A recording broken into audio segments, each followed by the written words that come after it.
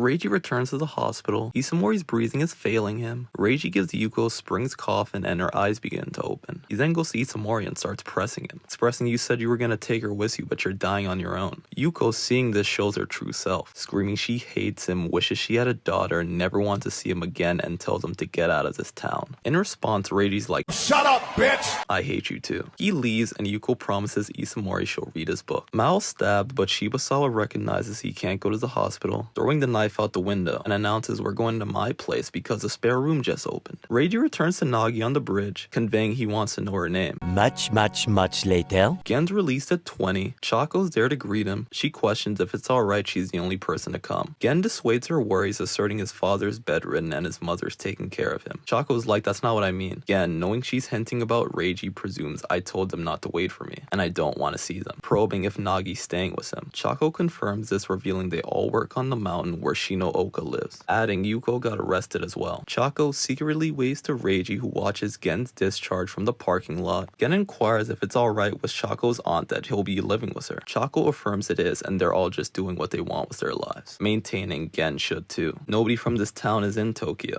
Finally, Chaco wants to make one last pit stop. It's Isamori's grave. She pays her respects, insists she read his last draft, and argues it would have been published if it weren't unfinished. But this novel is just for me, as the last panel is what seems to be a draft of her own novel, Boy's Abyss. Okay, I know retrospectives are supposed to be all-encompassing, but I'm not doing that. I think Boy's Abyss is a character-driven story, so I'm gonna talk about the characters. Let's start with Gen. Not gonna lie, pretty tropey beginning. A high school bully, never seen that one before. Then it took a turn for the worse when he openly admitted he wants Reiji to stay in this town and work for his dad's company forever. But when you find out he was just a pawn for Yuko, it completely changes your view of him. You know how Minanami does that double panel where the characters say how they really feel? On my reread, I think Gen's hits the hardest. He was like, I was a murderer as a kid. How was I supposed to turn out? And I was thinking, you know what? I don't even have anything to say to that. That's so true. The last panel between Gen and Reiji is one of the few heartwarming moments of the series. As for his time skip, I think it makes sense. Now, I'm not a therapist, but I'm pretty sure the first thing I would say is limit your contact with the person that's partially responsible for the deterioration of your mental health. He's getting a new start with Chaco and her aunt in Tokyo, away from this garbage town. I'm happy for my boy. Next, Kazumasa, another case of at first I thought he was just a bum. He's always yelling at Yuko and is a shut-in that never leaves his room. Then you find out he's literally the only character without an ulterior motive. Even Shinooka let Isamori believe he actually killed a person so he could become an officer. Kazu only wants to help Reiji get out of this town because he thinks it's crap, and he's right. And did he ever say let's abandon our family? Nah, he was like, Reiji, let's work hard in school, get a good job, and take them with us. It's truly tragic what Yuko did. I can't imagine living in fear for years. It must have been eating him alive. I was so happy when he left and he seemingly was his bio family. I hope he never stepped foot in that town ever again. W character. Next, let's do Isamori. I think he's very flawed, to say the least. The whole thing about pairing Nagi and Reiji together for his last story is pretty messed up, but in the end, he was the one that left Nagi, Chaco, and Reiji to Shinooka, which was a W decision. But he cheated on Shinooka with Yuko, when his mother is literally a shut-in because his father cheated and abandoned him. And what's with the I'm Isamori's long-lost relative? Bro, that's you. Are you crazy? Wait, he actually might be crazy. Let's do Chaco next. I have no idea why Chaco gets so much hate online. I think it's really sad given how awful her story is. She, like all the rational people in the story, want to leave this town, but her parents want her to stay. Chaco's mother says it's too dangerous. You want to know why her father wants her to stay close to home? Because her figure attracts customers. What?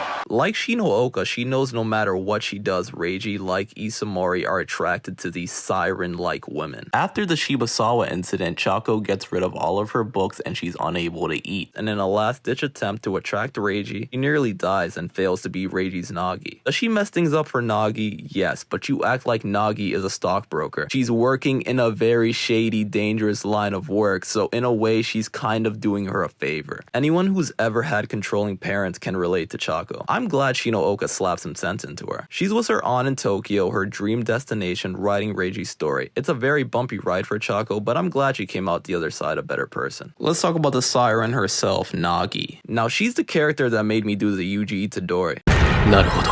Wakaran. I didn't get why she wanted to die, why she seems to have no thoughts of her own. She gave me heavy Itachi vibes. That's code for tragic backstory, and like Itachi, her past is disturbing. I'm not gonna summarize it, we all read it. It's still Mao. A couple complaints. I think the way Mao got to the town was incredibly cheap, and the murder plot was pretty sloppily written. But Nagi saving Reiji from a point of no return really hit. She deters Reiji's last bit of trauma, and her subtle Nico Robin I wanna live moment was a great cap off to Nagi's narrative. She's working with Reiji and is seemingly under Shino Oka's supervision. I hope they're happy and Nagi's smiling. Okay, I kinda wanna do Reiji now. I know he's the main character, but I have some strong opinions on Yuko and Shibasawa. Reiji's an extremely frustrating character, but I think that's the point. When Gen was like, he just does what other people tell him, I got out of my seat and started clapping like the Shia LaBeouf meme. But that's the point. Yuko made him reliant on her to the point where he's crying all afternoon because his uncle took him to the beach. She sowed seeds of manipulation all throughout his life, so he thinks he has to stay in this town forever. And from his perspective, I don't blame him. In his mind, his widowed mother supports his sick grandma and his shut-in of a brother. He has a friend in Gen whose father has a business, so he chooses to stay and support his family. I was surprised by how many people had a problem with Reiji not wanting to leave. Do you people realize how many Reijis live in small towns that would love to leave, but feel an obligation to take care of their family that have fallen on hard times? A lot. It's very realistic. I know a Reiji, I'm pretty sure you do too. My only complaint is when Nagi tells him to go say goodbye to his mom. I really don't like how every single character told him you have to get out of this town. But it's only when Yuko says it that he decides to finally leave. Like, did you learn anything or not? Are you under her spell or not? If she gave you that siren look and tried to ensnare you again, what would have happened? Anyway, I'm glad he stopped the line of his family's generational trauma. It's safe with Nagi, and if either of them get out of whack, Shino Oka is there, and I trust her. Alright, now let's do Yuko. Now I'm gonna give her the smallest amount of sympathy before we get to the evil. If her brother brought him with her when he left town, maybe none of this happens. Also, her father and mother are terrible. Reiji was right. He was like, bro, you're the adult. You made her do it. And no, just because it happened to you doesn't mean you have to continue the generational trauma. Her father perpetuated the notion that their family can't leave town. Lastly, if Isam Mori wasn't crazy and a coward and he saves both Yuko and Uryu, confesses, say let's leave this town, I think she goes and they live happily ever after. Okay, now that we got that out of the way, Yuko literally is what she hates. In the end, she did everything her father wanted. She did have a child, but for the sole reason of being trauma bonded with them in perpetuity. Do you know how wild that is? She manipulates Uryu to burn down the house. She manipulates Gen to murder Kazu's father. She manipulates Gen's dad into hanging himself. She tells her husband Reiji isn't his, causing his abuse. She manipulates her mother into thinking she slept with her father so she would hate Reiji. Manipulated Reiji into a double unaliving. She threatened Kazu with murder. Yuko's the type of person where it's not enough for her to be sad. She wants everyone around her to be sad. Jail just seems too good for her devilish ways. Now last, and as far as I'm concerned, least, is Shibasawa. I'ma keep it a buck. I actually think Shibasawa is worse than Yuko. Follow my train of thought. Yuko is a psychopath. She belongs in a padded cell where she can't hurt anyone. I believe she genuinely believes everything she's done for Reiji is for the best. Shibasawa is a sociopath. She has no tragic backstory. Sure, her parents are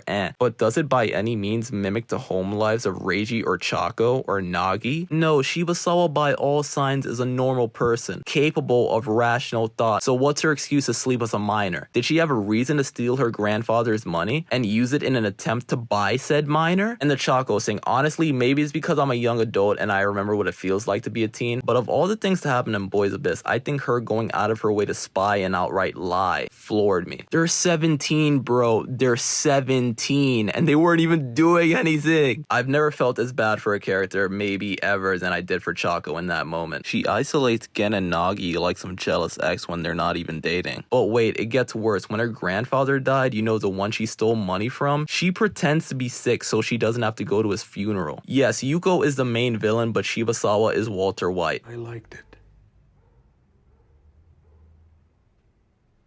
I was good at it. And I was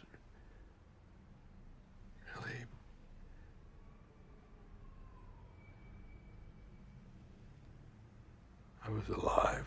And am I just supposed to believe this recognized her savior complex in the last 5 chapters and changed accordingly? Well, That's just lazy writing. All in all, Minanami, not gonna lie, we all thought this was shock value hentai for like the first 15 chapters. But not only did you prove everyone wrong, you made the modern day pun and a classic manga that readers will remember for a very long time. So thank you. Like and subscribe. Bye.